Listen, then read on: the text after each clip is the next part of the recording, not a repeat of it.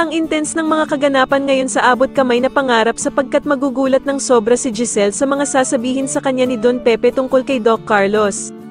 Dito nga ay maswerteng magkakaroon ng malay si Don Pepe at maririnig nga nito ang binabalak na masama sa kanya ni Doc Carlos kaya naman ay agad niya itong sasabihin sa anak niyang si Giselle.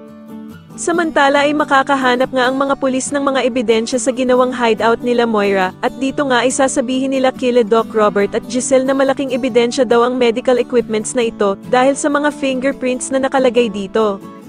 Kaya naman ay takot na takot ang dalawang mag-inang sila Zoe at Moira dahil sa alam nilang malalaman na ng pulis na kanila ang mga fingerprints na nakalagay dito. Dahil nga sa sobrang panik ni Zoe ay tatawagan na naman nito ang ama niyang si Doc Carlos at ipapaalam niya nga ang mga sinabi ng pulis.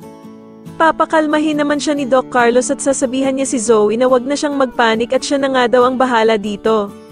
Pero lalong magpapanik nga itong si Zoe at sasabihin pa nga nito kay Doc Carlos na isa na nga daw siyang kriminal sa kanyang paningin kahit na makarecover pa ang kanyang lolo Pepe.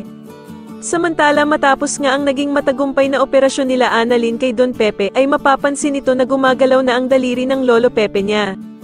Kaya naman ay tuwang-tuwa itong si Annalyn at agad niyang ang sasabihin sa kanyang lolo Pepe na sinisigurado niyang magbabayad daw ang mga gumawa nito sa kanya. Sa kabilang banda naman ay lalapitan ng mga pulis sila Moira at Zoe para daw imbitahan ito sa presinto. Agad namang mag-iskandalo itong si Moira at magsisisigaw ito na kung ikukulong ba daw siya ng mga pulis. Samantala ay pupuntahan naman ni Doc Carlos itong si Don Pepe at sasabihan niya nga ito na sana daw ay hindi niya nalaman ang mga sikreto nilang mag-ama na si Zoe.